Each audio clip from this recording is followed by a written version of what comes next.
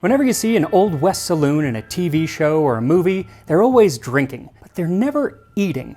But people did eat at Old West saloons. Not only did they eat, but often the lunch was free. And that free lunch could be anything from a sandwich to oysters to a big bowl of the classic cowboy dish, pork and beans. So thank you to Squarespace for sponsoring this video as we see what it was like to eat in an Old West saloon. This time on Tasting History.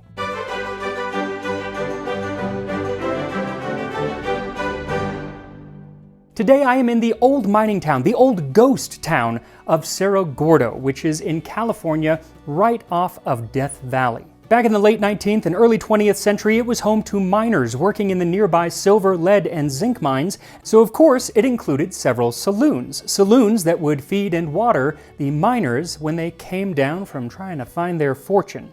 Now, whether you were in a big city like San Francisco or a small mining town like Cerro Gordo, when you walked into a saloon, you could expect a drink, and you could almost always expect some food. Now, what that food was really ran the gamut. They had like fancy French cuisine with French chefs in a lot of these places, even in small towns.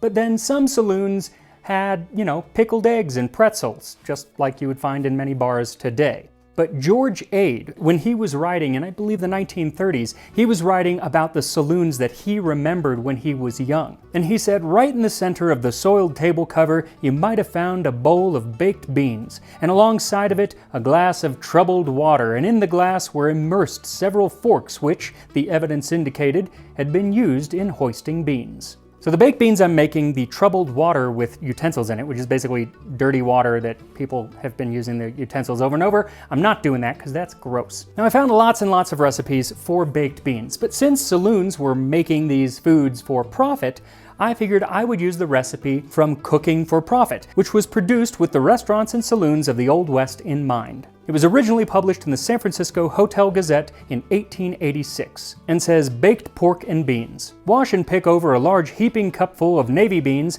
and steep them in water overnight. Put them on next morning with fresh water to more than cover and baking soda the size of a bean and let boil about an hour. Then carry them to the sink, pour all in a colander, letting the water run away, and put back into the saucepan with cold water enough to come up to a level. Boil again, and in a few minutes they will be soft. Season with a little salt and a tablespoon of molasses. Put them into 4-pint bowls or tin pans, lay an ounce of salt pork on each, and bake half an hour. Very simple. I actually found some even simpler recipes that are literally just pork and beans, nothing else, no molasses or even salt. Then I found some really complicated ones that have cayenne and onion and lots of other seasonings. So if you want to add more seasoning, by all means do so. But for me, I'm following the recipe and starting with 1 1/4 cup of navy beans, 4 ounces of salt pork, scored and then cut into 4 slices, a pinch of baking soda, a teaspoon of salt, and 1 tablespoon of molasses. So first, take the beans and cover them with water and let them sit overnight. You can also rinse your pork at this time if you're using salt pork, which can be hard to find, so you can also use bacon, which you don't need to rinse, but if you're using salt pork, you want to rinse it a couple times. Put it in water, let it sit for about an hour, then dump it out, add more water, let it sit because it is really, really salty. Now once the beans are soaked, there shouldn't be any water left. They should have soaked up pretty much all of the water. If there is any water, dump it out. Otherwise, put them into a pot and sprinkle with the baking soda and add fresh water, just enough to cover them, plus about a 1/2 inch. Now here we have a decision to make because every other recipe that I found for pork and beans has you add the pork at this point. But this recipe doesn't have you add the pork until it's baking. The problem with that is the pork will not be cooked, and it needs to be cooked. So I'm guessing the recipe author just skipped that step or missed that step or has the pork cooked elsewhere, like on a skillet. I don't know. But I'm going to go ahead and add mine now because it is going to also add some much needed flavor. So add it to the beans and let the pot come to a boil and then set the lid on and let the beans cook for 1 hour. And every once in a while, lift the lid and try to skim off any of the scum, but pretty much leave it for an hour. At that point, strain the water out of the beans, then add some cold water just enough to be level with the beans and bring it to a boil until they're nice and soft. This should take about 10 minutes. Then remove the pork and add the salt and molasses and stir them into the beans to coat them. Now this recipe has you putting it into 4 different dishes because it's meant to be served to, different people like at a restaurant. But At a saloon, it would have often just been on the free lunch table, one big old pot, so I'm just putting them into one big tin dish.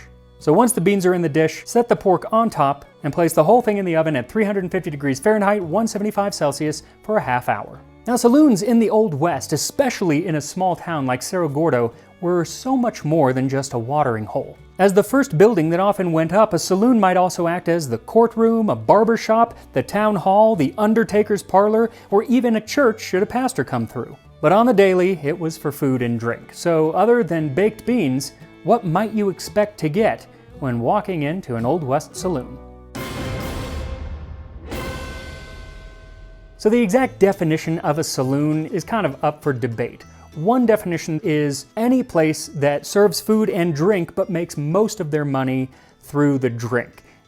Historically, that definition doesn't always work, but for our purposes, it works. Now, as towns grew up around the American West, the saloon was often the first building to go up. At first, it was usually nothing more than a tent with a few tables and chairs, a place to wet your whistle. And it was only after the town began to establish itself that they would build a more permanent structure with wooden floors, a polished bar, and of course, bat-wing doors. And yes, those swinging saloon doors were real. It's not just a thing from the movies. At least after the 1870s, once the hinge that lets it do that was invented, many saloons had those bat-wing doors. They're called bat-wings because they look like bat wings. But behind those bat-wing doors, they would have normal doors that could be closed in case it's cold or whatever.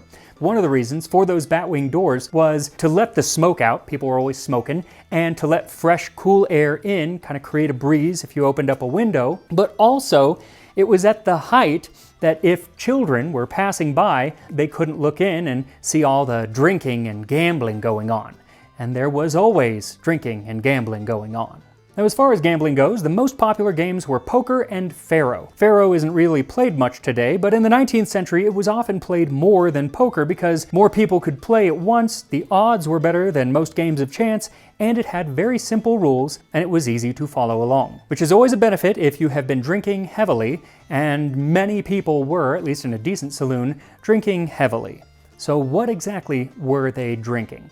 Well, one of the most popular drinks, at least when it came to spirits, was whiskey. And there were two types of whiskey usually available: the good stuff and the less than good stuff. The good stuff was usually the stuff that was bottled back east or else in other countries, like Old Forester bourbon or Dewar's Scotch, and it usually came with a labeled bottle. The not so great stuff was usually produced and bottled out back, and usually it didn't have an actual name. People would give it wonderful names though, like coffin varnish, cactus juice, sheep dip, tarantula juice, firewater, rot gut, or any number of colorful appellations. These were usually locally distilled neutral grain spirits that were flavored with coffee, chilies, or tobacco and spiked with ingredients like strychnine, turpentine, or sulfuric acid to give it some kick. Basically, if it was the taste you were after, then you get the good stuff and you paid for the privilege. But if it was just the effect that mattered, then take the rot gut and you'll get the same effect, if not better, at half the price. Now, if neither of those drinks tickled your fancy, then most saloons would offer beer and champagne. Yes, champagne. Champagne was actually far more common in the Old West than you might think today. Even here in Cerro Gordo, lots of champagne bottles were found. And one reason was because you could water down whiskey or beer or pretty much whatever. But when you heard a champagne bottle pop, you knew it was champagne. Now, one thing I find really interesting about the whiskey and the other hard liquors is today, the bartender pours you the drink. You're at their mercy of how much you get. But back in the Old West, that wasn't always the case. It was customary to belly up, nominate your pizen, drink fast, and make room for the next comer. The barkeep didn't put the liquor into glasses. If you asked for scotch or what have you, he'd grab the bottle in his right hand, a glass in his left, cross hands, and plunk the two down before you. You took a small or a big drink as you wished. For 10 cents, the tariff didn't vary. Though I think it really depends on who the man behind the bar was, because many bartenders, especially if they owned the saloon, had a reputation for being sort of miserly. In reviewing a rich and variegated personal experience of saloons, the feature that stands out most prominently in my recollection is the hard, listless, unfeeling type of man who keeps saloons. The bonhomie, the good fellowship supposed by some to prevail among saloon habitués, is totally lacking in saloon keepers. I never knew a saloon keeper who was a really good fellow. Though according to Mark Twain, the cheapest and easiest way to become an influential man and be looked up to by the community at large was to stand behind a bar, wear a cluster diamond pin, and sell whiskey. Now there were bartenders, often called mixologists, who were loved by their community and true bon vivants, and those bartenders typically made cocktails. Now not every saloon served cocktails, but cocktails were a lot more popular in the Old West than you might think. They were usually made with whiskey, gin, or brandy, and had names like cobblers, smashes, juleps, flips, and crustas. They typically weren't as complicated as the cocktails of today, but they were a great way to temper the flavor of poor liquor. They could also be an excellent tonic because very often they included bitters, which were seen as medicinal, and supposedly they were. Though you should take the temperature of the room when ordering a cocktail, because if you're in a place like Seattle or San Francisco back in the day, order a cocktail by all means. But if you're in a little town like Cerro Gordo and you order a hot gin fizz or a warm toddy, you might be considered to have an educated thirst, and that was not a compliment. Just stick to the whiskey neat.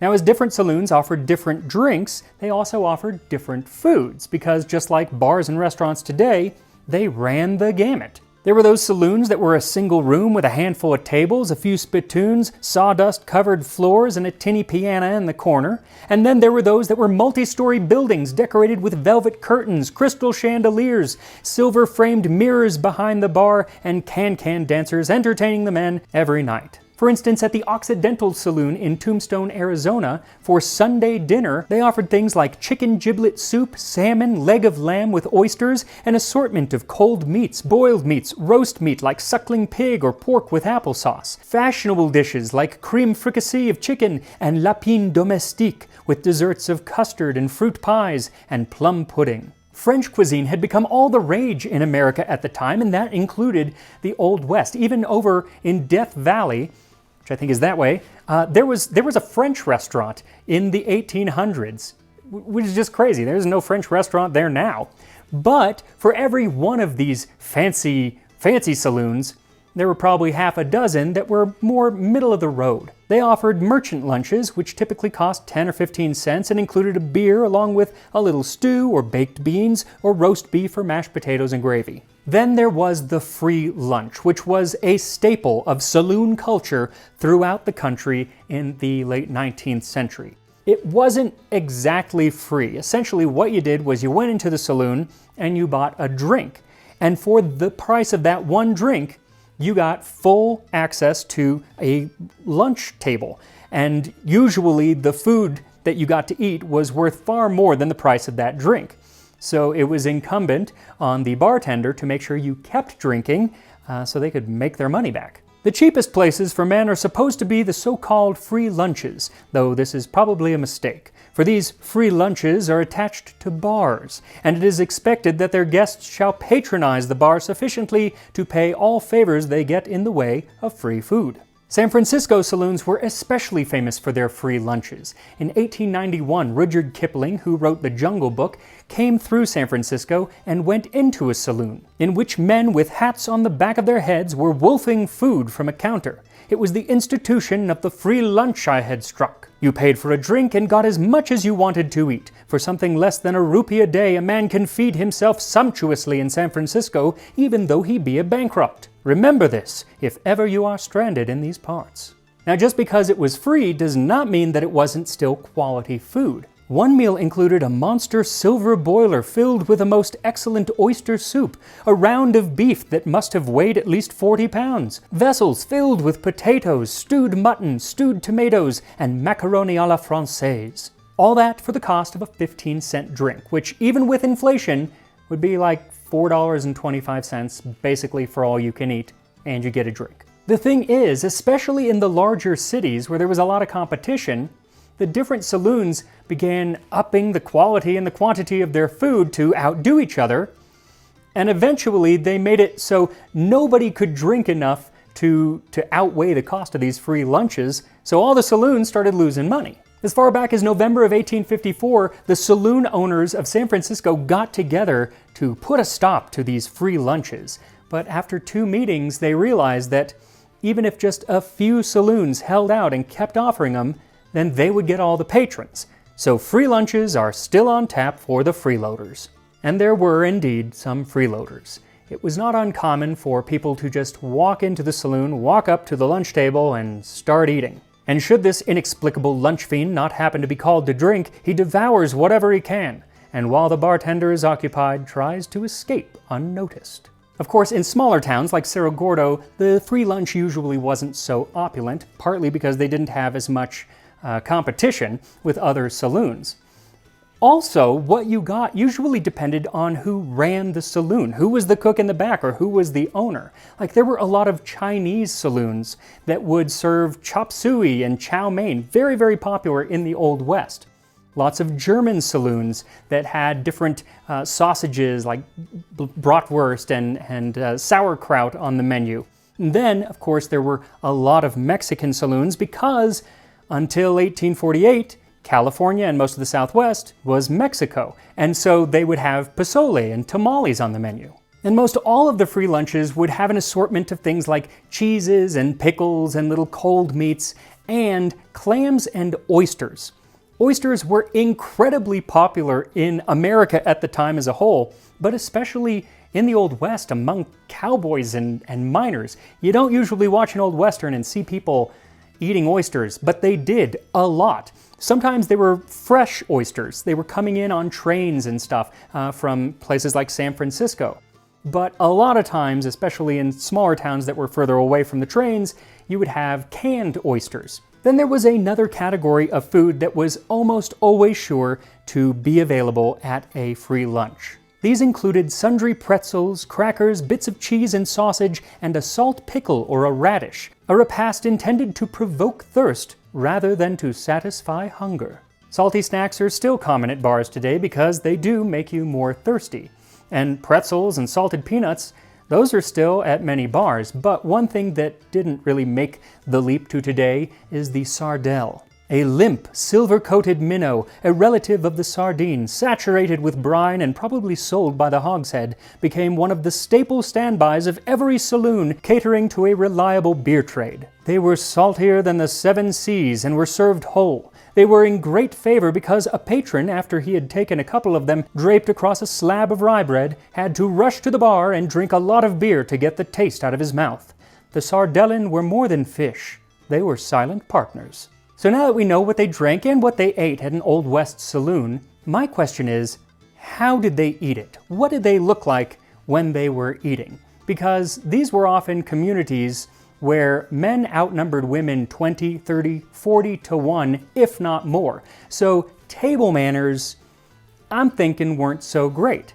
And luckily, there was a rather prudish Englishman who went into a saloon in Ogden, Utah in the 1880s and wrote about it. I saw a performance that filled me with astonishment and dismay. It was a man eating his dinner. And let me here remark, with all possible courtesy, that the American on his travels is the most reprehensible eater I have ever seen. He never apparently chews his food, but dabs and pecks at the dishes one after the other with the rapidity which, merely as a juggling trick, might be performed in London to crowded houses every day. Every now and then he shuts his eyes and strains his throat. This, I suppose, is when he swallows, for I have seen children getting rid of cake with the same sort of spasm. What I love is that next he includes a list of what the man is eating. The mixture of his food, if it pleases him, does not annoy me, for if a man likes to eat mouthfuls of huckleberries, bacon, apple pie, pickled mackerel, peas, mutton, gherkins, oysters, radishes, tomatoes, custard, and poached eggs, this is a bona fide meal copied from my notebook on the spot, in discriminate confusion, it has nothing to do with me. He says that this entire meal lasted all but 5 minutes. Then he grabbed a handful of toothpicks and leans idly against the doorpost, as if time were without limit or end. The whole thing is a mystery to me. So to honor the rugged pioneers of the American West, I feel that I should drop all semblance of civility as I eat my pork and beans, which should be about ready. And here we are, baked pork and beans from a Wild West saloon. Bon appetit! I love baked beans. Really good. They could be a little softer, I will say that, but they're not like too firm. I just like I like a softer bean. But the flavor is outstanding. It's actually so much better than what you get in a can. Even though there's like nothing to it. There's no onion, there's no spice or anything. It's just that molasses and the salt pork. That salt pork, I think, really adds a lot of flavor. Now, I'm not a huge one to like just eat the pork from pork and beans, because it's usually just really fatty, as is this, but I'm gonna take a bite just to see. It's really fatty. It's really good. Yeah, these are really good. I'm gonna be eating these tonight while I'm here. Mighty fine.